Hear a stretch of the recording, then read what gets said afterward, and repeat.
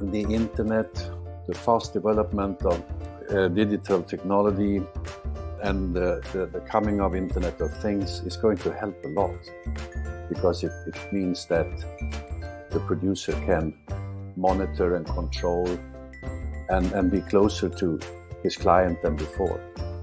And it also builds up trust between the producer and the client or consumer. So there are many benefits. Welcome to the Business Developer Podcast with Sujay, a source of inspiration for business developers. By listening to this podcast, you may gain some ideas, inspirations, or food for thought towards your own journey of developing your business successfully, now or in the near future.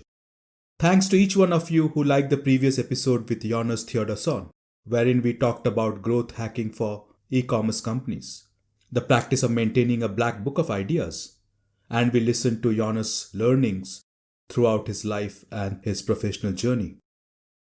Today's episode aims to inspire the community of business developers by challenging them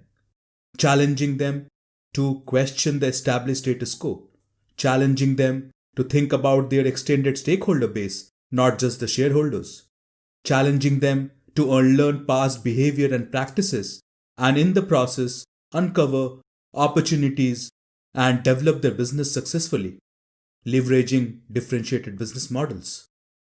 I'm excited to invite Anders Wijkman to today's episode to strive to challenge the community of business developers with a different perspective. Anders brings in diverse and in-depth knowledge and experiences. He was elected to the Swedish Parliament in 1970 at an early age of only 26 years.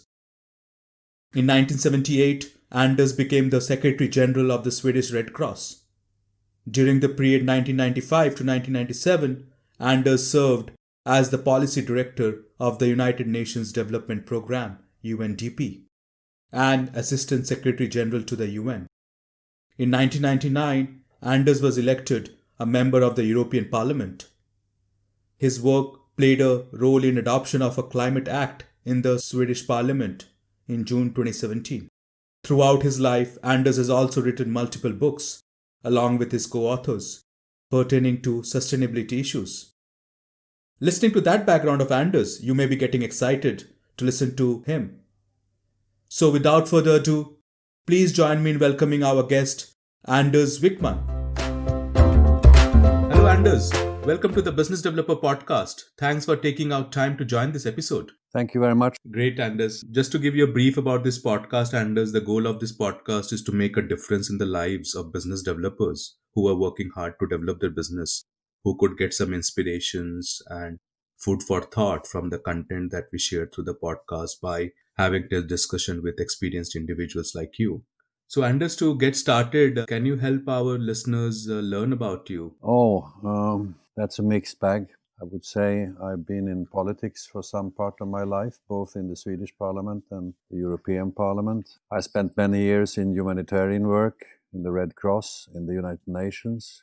I've also done quite a lot of development research over the years. But I would say that there's a red thread through everything I've done for the last 35, 40 years has been to try to understand better how we can move from a production and consumption model that is very, very wasteful and not sustainable to something that is better for the future. That's so interesting, Anders. And if you can help us and help me learn, what has been that motivation for you to have that common thread across your journey? I guess, at least for me, once I understood deep inside that the present model is not sustainable, I've had no other choice than giving my energy and time to these issues. Because until recently, at least, we were very few who were convinced that we had to change the model. The mainstream debate was about totally other things, about money, about greed, about conventional growth. Very little discussions about both social and equity-related issues, but in particular about the ecology, about climate, and about resource depletion. I'm just stunned by the ignorance among, in particular, most economists about the fate of the world, and that we are really colonizing the future in a way, because at stake is the future of our children and their children. And we live in sort of a tyranny of the now, where everything is measured and monitored with regard to the most immediate. We require instant gratification. The business community is geared towards the next quarterly result, and political systems are also very short term. So it's a flawed system. It's a very flawed system. And I think that's why it is very much onerous or responsibility on the business developers too, as you said, the business community and the people responsible for developing the business, that they put on a different hat. They look from a different perspective. However, businesses needs to be profit oriented, but still they can seek profits in a different way of doing things, right? And not just perform on what has been established, still supporting the climate and resource depletion questions that you brought up, right, Anders? Yeah, but you have to remember also that this concept or this principle of shareholders only Hmm. is very dubious. And there are many stakeholders in society, Yes. and to only give priority to profitability on the money invested is very simplistic, I would say. And you cannot build a society that way. And look at how wealth and income gaps are widening today, almost everywhere. And it's not only a question about northern countries vis-a-vis southern countries. It's huge differences within countries. And as you talked about, Anders, earlier, there's a shift that we are seeing also from a linear to a circular economy, right?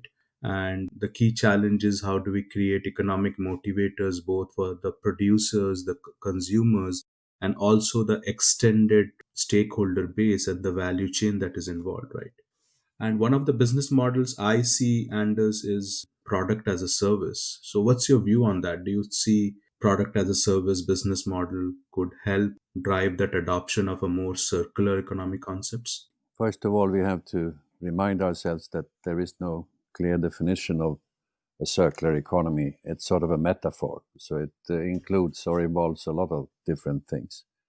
By the way, that's a shortcoming, of course, because as long as you don't have a good definition, it's a bit difficult to discuss it, and in particular to monitor whether you are in the right direction, move in the right direction. But basically, it's about being more efficient in your resource use and being less wasteful, and to encourage a longer lifetime of products, extend the product lives. So I think it's a very good idea, and I think the beauty with it is that the ownership and responsibility for whatever is being produced rests with the producer, and then it's in their interest to design whatever they offer in a way that they can earn revenue over a long period of time.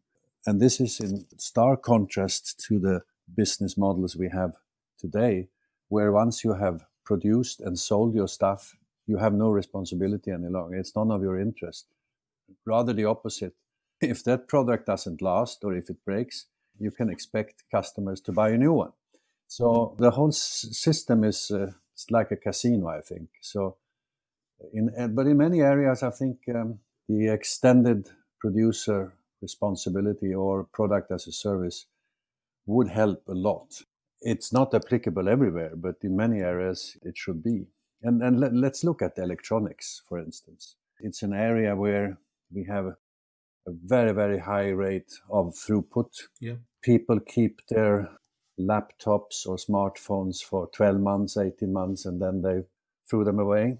And I know, because I've been in the recycling industry business, I know how relatively little that is effectively recycled and reused. And that's a question of design, but it's also a question of the cost structure of the economy. It's most often less expensive to source new materials and to make products out of virgin materials than to use secondary materials.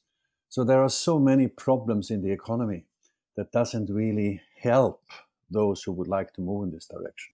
Yeah, but we can certainly start moving the needle inch by inch, right? And then try to gain momentum in that. And we see there are some positive factors coming in, like the internet connectivity. So, Hmm. and all the advancement in chips and sensors and reducing price towards that.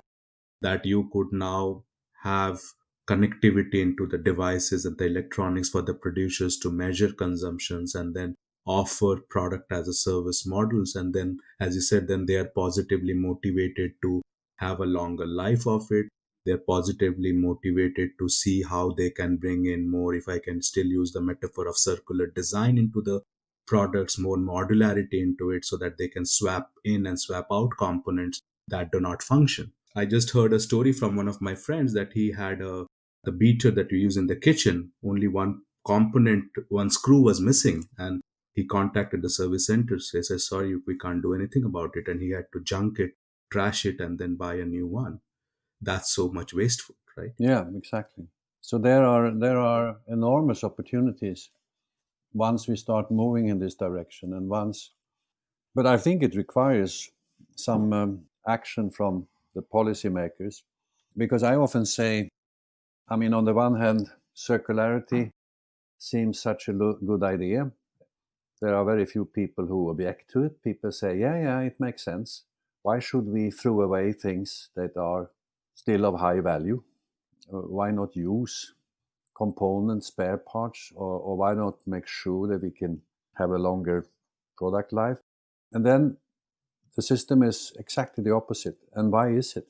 Well, I mean, why do we have a linear model and not a circular model to start with? It has to do with the cost structure of the economy. And of course, also that we come from a place where the population was relatively small. Yeah, Nature looked abundantly large. right. There was no risk of resource depletion or anything. And we didn't pay for the externalities. We didn't pay for the pollution. And that meant that the whole system was geared towards this linearity because it made sense. So now we have to turn the thing upside down and to address these barriers. Right. And they have to do with costs, they have to do with design. But you are absolutely right that the internet, the fast development of digital technology, and the coming of Internet of Things is going to help a lot, because it means that the producer can monitor and control and be closer to his client than before. And it also builds up trust between the producer and the client or consumer. So there are many benefits. Yes, that could be seen as an opportunity for new business developers who can come and change that way of thinking, who can challenge those existing players. And we have seen that challenges happened already in many other domains. So I think I am optimistic, Anders, that as we go forward with all the supporting factors, the momentum, if we can generate much more further, and then all the other government or quasi government agencies will need to wake up and then need to make those changes, even though ideally we would have liked to have that proactive changes, but even though it is reactive, still it's better, right? Yeah, I think some parts of the world will or are taking the lead. Others are still sleepwalking. I mean, there's here a great difference between, for instance, the European Union and the United States of America. I've been in many conferences in the US in the past where these ideas were being discussed, and many Americans simply said, no, no, no, no, we don't believe in that. We believe in high throughput of materials. That's the way we earn money. That's the way we earn revenue. There is a question also of mindsets and mind shifts required. If you look at some of the developing countries, I think there is a lot of hesitation because they are used to earning most of their export revenue on commodities. And if all of a sudden the Western countries or the Northern countries or industrialized countries would start using less because they become more circular, many in the South look upon this as a threat to their exports. So I think it's a question of education. It's a question of making people understand that all of us have to use resources in a more responsible way, because otherwise we are toast. True, that is there. And obviously, it has to be a joint concerted effort, and Yeah. every stakeholder needs to play their role. And how could then business developers come in and play their role of try to put on a very different kind of a hat and more so challenge the established status quo by being innovative, by leveraging the modern technologies, the internet connectivity, the digital transformation that's happening. Yeah. Do you see the present COVID impact could be a positive boon towards these things? Obviously, there are a lot of dreadful and negative aspects. Do you see COVID somehow expanding or amplifying that discussion or bringing some speed to that in terms of what you're saying, Anders? I I hope that COVID has demonstrated to people all over the world how interconnected we are, and that first of all we need a lot of cooperation and collaboration to address the many risks we face. Pandemics is but one of the risks. Climate change is also a risk that all of us face. Biodiversity decline and erosion of many vital ecosystems. You have the whole financial system, which is also very, very fragile. And then the explosive development of many disruptive technologies that also puts us into a very difficult situation. On the one hand, a lot of opportunities, but also definite risks. I mean, a world dominated by 5, 6 tech companies, is that a world you would like to live in? So we face a lot of problems on this little planet. And I hope that COVID has shown the need for cooperation and the need to be more careful and be more long-term responsible than what we are. Yeah. Great discussion, Anders. So, moving to the next topic, Anders, what I wanted to just bring up is and discuss with you and again your perspective. Anders, we all throughout our journey of life learn good habits, but at times we need to also unlearn the earlier good practices that we have learned. So, during your exhaustive and significant experience, have you come across such situations in your life where you thought or you found out that you need to unlearn something from your past? That's an important question. I think de-learning is very much required, both with regard to short-term versus long-term, but also with regard to the fact that we have been educated and trained most of us in silo-based structures, and very few people understand the interconnectedness between things and have a view of the whole. That to me has been too dramatic and emerging challenges over my life. While I was in the Red Cross, for instance, over the years, I gradually came to understand that yes, relief is important, but even more important is preparedness and prevention, because many of the so-called natural disasters can be prevented. We cannot do so much about strong and extreme weather events, but we can make sure that people don't come in harm's way.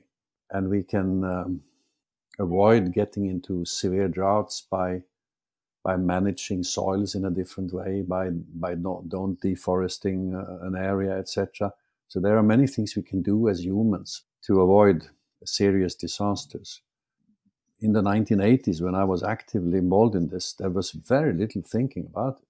And it was very difficult to convince, in this case, my board, the Swedish Red Cross, and then the International Red Cross, to really set aside a sizable portion of our funds for prevention and preparedness.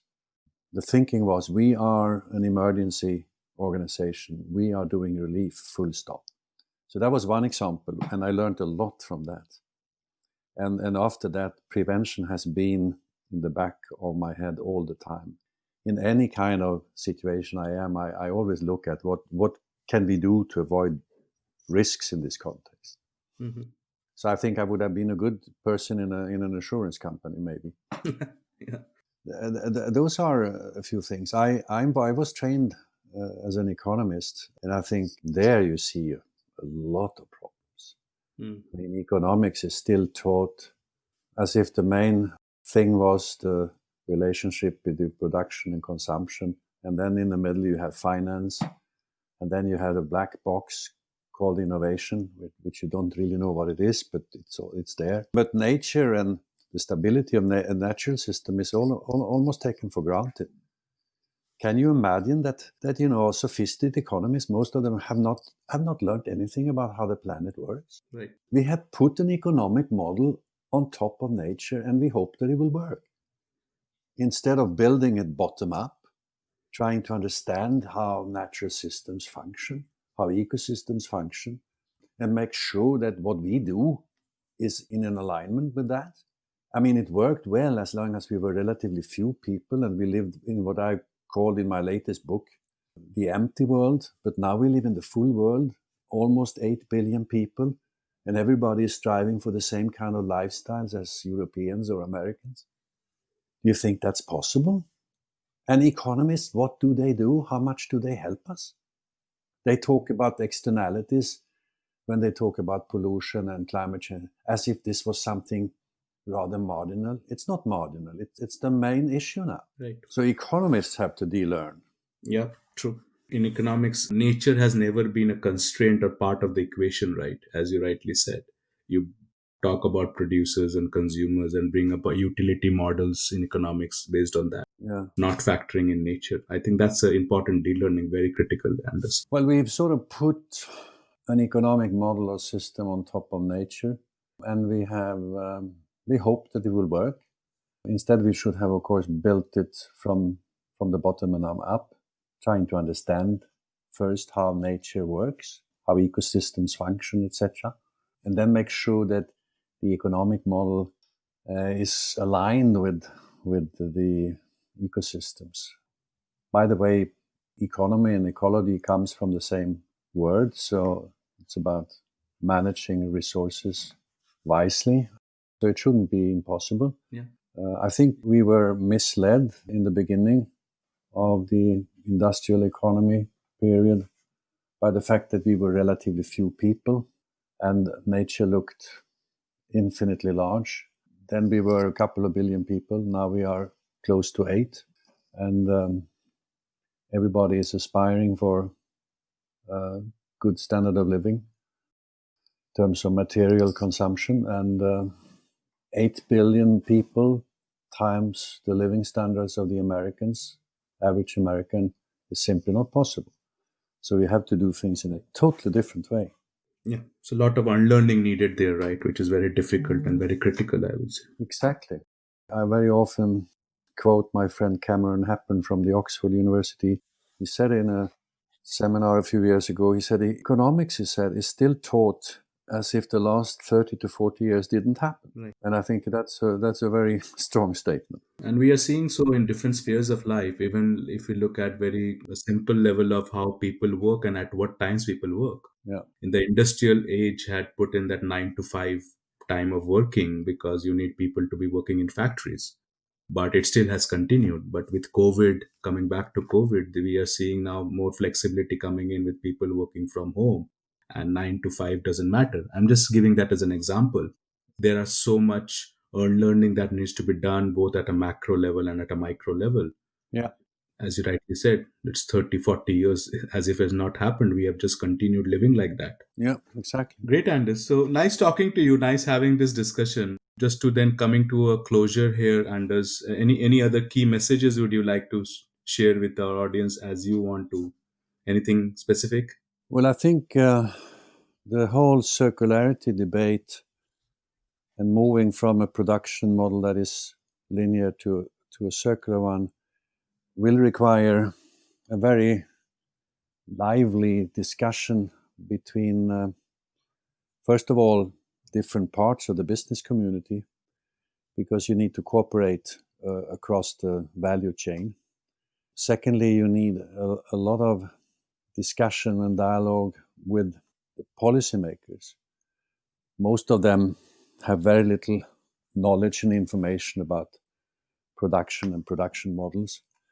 So they must understand what the main barriers are and what incentives are needed to move in the right direction. Taxation, for instance. We tax work, but we don't tax resource use. It's absolutely not the way to move into the future. We have to change that balance. Secondly, I think any government or any region, in this case, since we are in Europe, the European Union, there should be requirements for what kind of products that could be put on the market. To extend product life would be one requirement. Another one would be that normally, in the normal case, products that are put on the market should be easy to reuse and recycle or refurbish. Then I think we should remove VAT from recycled and reused products. We've already paid tax once. And then I think we have to recognize that materials and material use play a very dominant role in the generation of greenhouse gases. Right. Steel, cement, plastics, electronics, textiles, all these materials generate a lot of carbon emissions during their extraction and production. And that is not well understood. We have focused only on the energy systems. Right. But the other side of the coin is materials. So these are a few of the issues that I think needs to be more discussed, and where there has to be a very close cooperation and understanding between people in the business community and in the political community. And finally, I think the financial community has to be brought into this, because the finance for a company, if it offers products and sells them, as compared to offering products as a service, the financial requirements are very different. And that's another key point. True. Thanks a lot, Anders, for sharing those comments. I believe the most difficult part is unlearning what we have been doing till now and learn new ways of doing things. And maybe newer players who come into this ecosystem could start by doing it the new way or the better way for our future, who do not have the baggage of the past. Thanks today, Anders. It was a very insightful discussion with you. Thanks a lot. Pleasure. Yeah. If some of our listeners could like to connect and contact with you, how could they do so, Anders? Well, they can visit my website, www.wijkman.se, and there they are. Great. Then thank you for coming today. Take care. Bye-bye. Thanks. Bye-bye. Business developers need to take up the responsibility of developing businesses that do not marginalize our future generations. The business model of products as a service may be leveraged to challenge the existing producers and provide benefits not only to their shareholders, but also to the extended stakeholder base. Hope this episode challenged your established notions or perspectives as a business developer and provided you with some food for thought. I would also like to encourage you to take up similar discussions with your friends, colleagues, and other business developers. The community of business developers need to take up the responsibility to develop businesses that do not marginalize our future generations. Do you agree with me? Do give me a high five if you like this episode. I would also love to hear your feedback and suggestions for improvement. You can do so through LinkedIn, YouTube, Instagram, or email me directly. My contact information is provided in the episode notes. That's it for now. See you again in the next episode of the Business Developer Podcast. Stay happy, healthy, curious to learn. And remember, products as a service. That's the way to go. Bye for now.